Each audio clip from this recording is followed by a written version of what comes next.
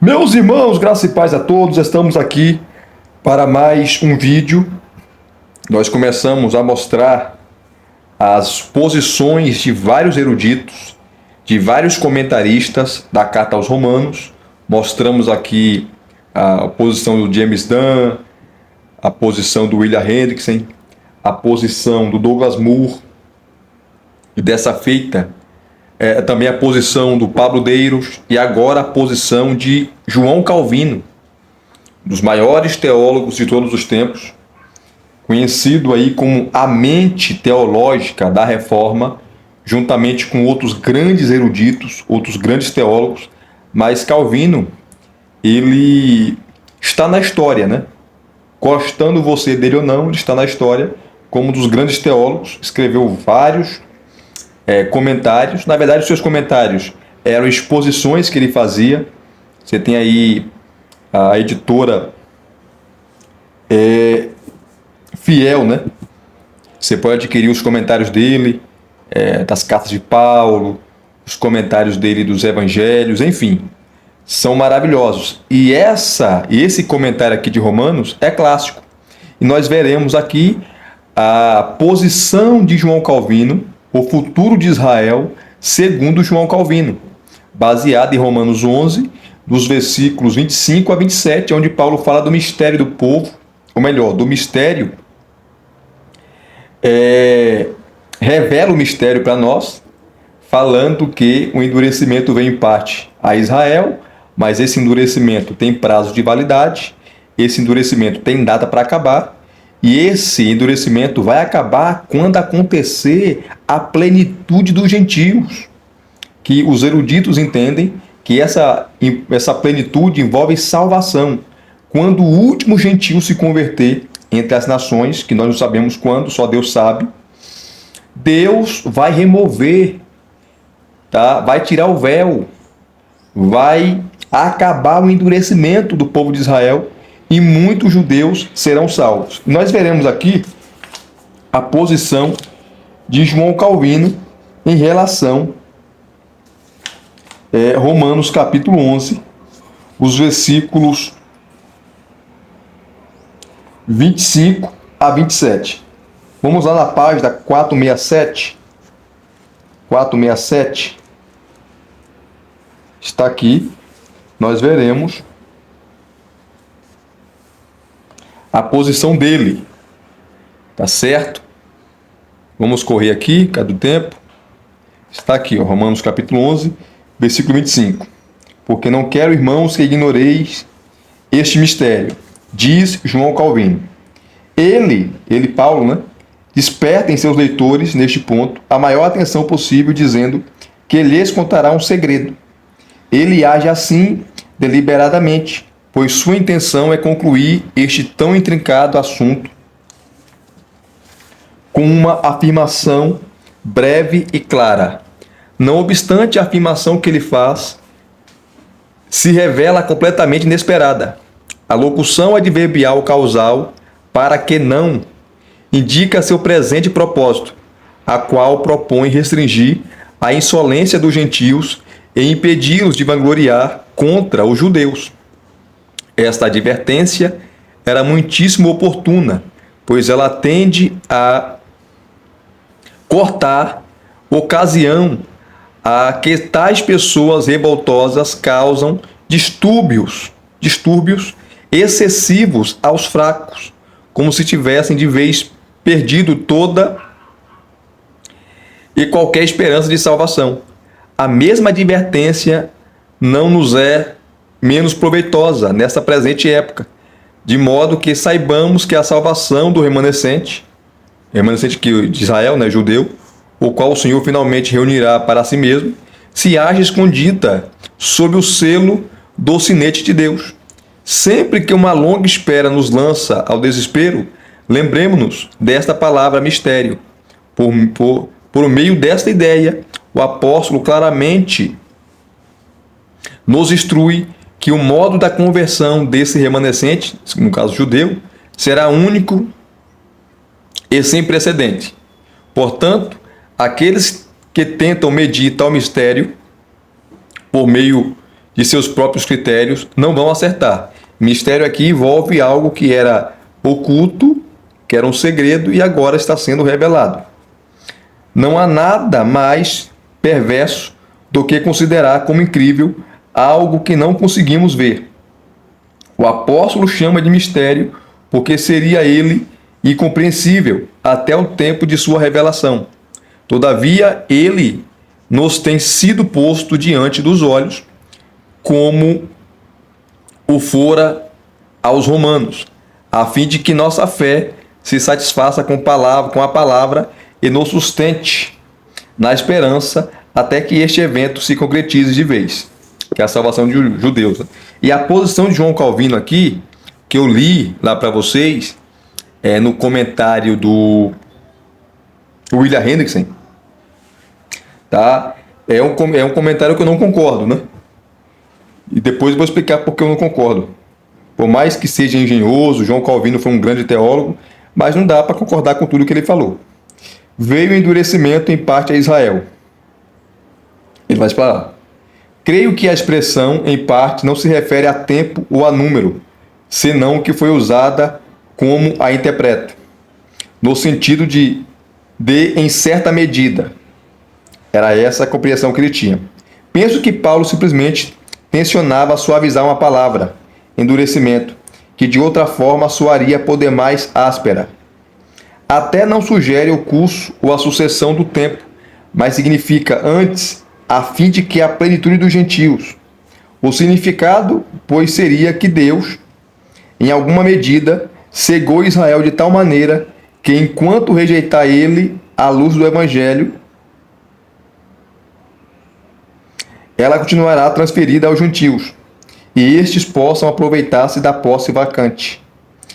E assim, esta cegueira dos judeus serve à providência divina, na consolação da salvação dos gentios, cegueira esta que Deus havia ordenado.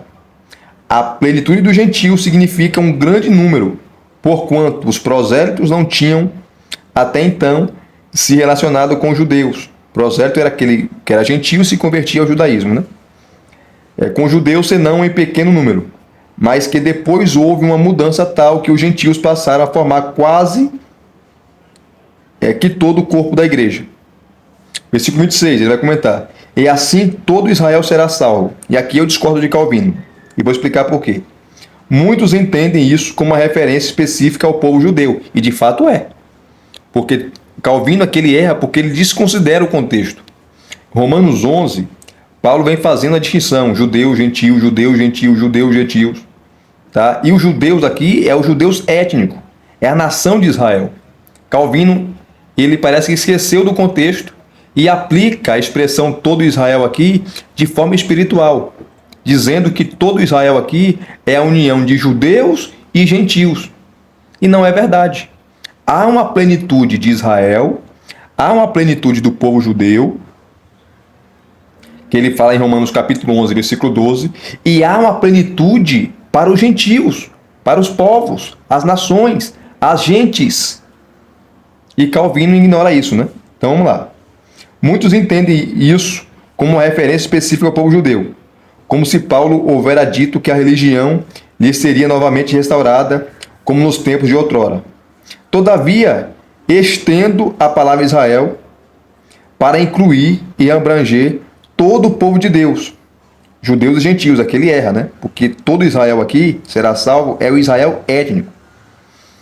Mas Calvino erra, né? Mas todo o povo de Deus da seguinte maneira: quando os gentios tiverem entrado, os judeus ao mesmo tempo se converterão de sua apostasia à obediência da fé. Essa é a posição dele. A salvação de todo Israel de Deus. E para Calvino, Israel aqui no sentido espiritual, envolvendo todo o corpo de Cristo, judeus e gentios, tá? Que será salvo, a plenitude deles. A salvação de todo Israel de Deus, o qual deve ser composto de ambos, judeus e gentios. Será então completada, mas isso se dará de tal maneira que os judeus, o primogênito da família de Deus, ocupem o lugar de preeminência. Então é a posição bonita, mas ele errou feio aqui porque ele desconsiderou o contexto.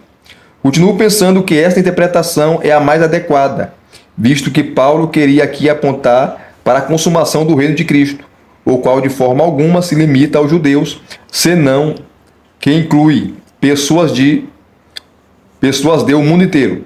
É assim que em Gálatas 6,16 ele denomina a igreja que se compunha tanto de judeus quanto de gentios, só que Gálatas é outro contexto, né?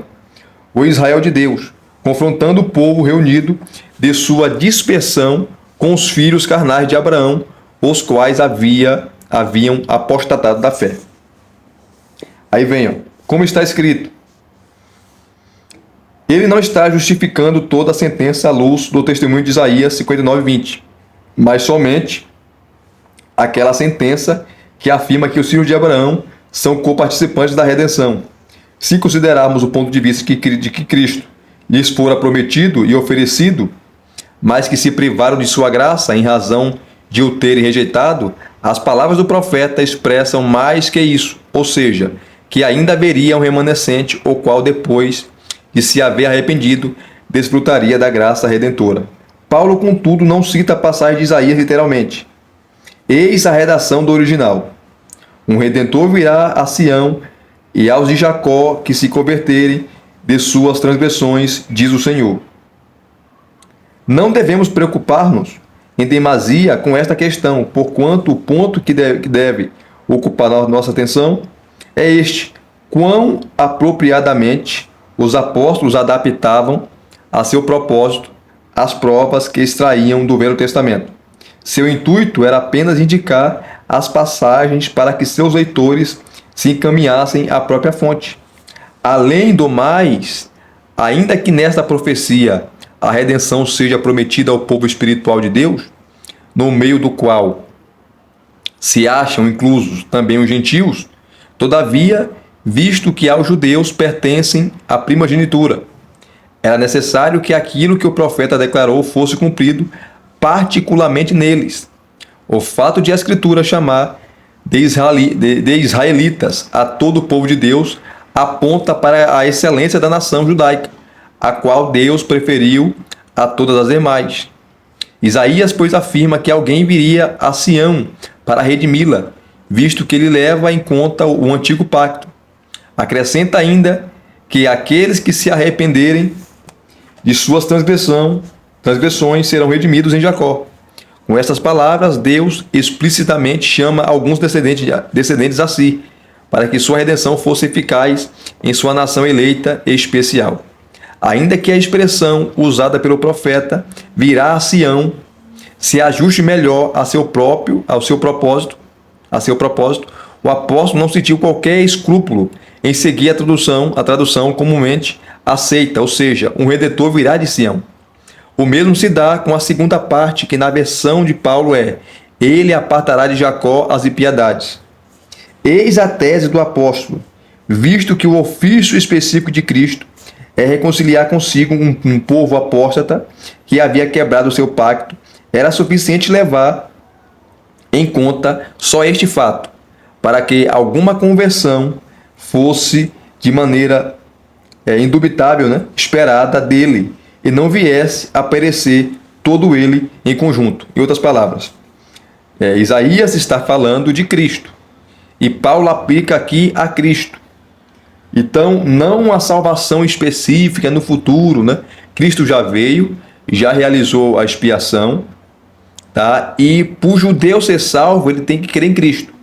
Mesmo Calvino entendendo que no final dos tempos, muitos judeus iriam se converter, isso é fato, tá? Só que ele aplica a expressão lá, todo Israel, que eu li para vocês, se estendendo ou abrangendo todo o povo de Deus, judeus e gentios, não de maneira específica só os judeus. É aqui que ele erra. Você vê que a exposição dele é top, é muito boa. Só nessa expressão todo Israel será salvo, é que ele erra, né?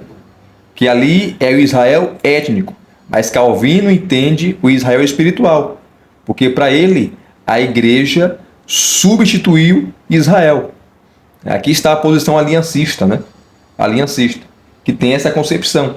As promessas que Deus fez lá no Antigo Testamento para Israel se cumprem na igreja.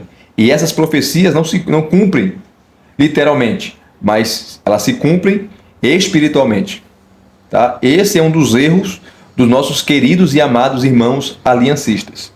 Espiritualizar aquilo que não é para espiritualizar. Versículo 27. Esta é a minha aliança com eles. Com eles quem? Israel. Embora o apóstolo tenha tocado de leve a última profecia citada de Isaías sobre o ofício do Messias, objetivando alertar os judeus sobre o que deviam principalmente esperar dele, deliberadamente adicionou estas poucas palavras de Jeremias com o mesmo propósito. As palavras que ele adiciona, aqui é Jeremias 31, do 31 ao 34, que ele fala sobre Jeremias profetiza, né, a nova aliança. As palavras que ele adiciona não aparecem na primeira passagem. Este de fato se acha relacionado com sua confirmação do tema em questão. Suas afirmações concernentes à conversão do povo podem parecer incríveis, pois o povo continuava empedernido e incrédulo. Ele, pois, remove esse obstáculo, declarando que o novo pacto consistia na graciosa remissão de pecados. Podemos deduzir dessas palavras do profeta que Deus não terá nada mais que ver com seu povo apóstata, mas que o remirá do crime de traição, bem como dos demais pecados. Tá? Aquele que termina, que ele já começa comentando o versículo 28. Então, haverá conversões em massa do povo de Israel no fim dos tempos, é isso que dá a entender para João Calvino, mas ele entende que essa conversão acontece no decorrer da história também. Deus está salvando os judeus no decorrer da história. É claro que muitos gentios têm se convertido, né? Muito mais que judeus. Mas Deus, ele, por ser fiel em suas promessas, tá? Aquilo que ele prometeu a Israel irá se cumprir. Irá se realizar, porque Deus não mente. Não mente. O único erro dele, no comentário, né, é ele aplicar a expressão todo Israel será salvo aos gentios, né, formando o povo de Deus.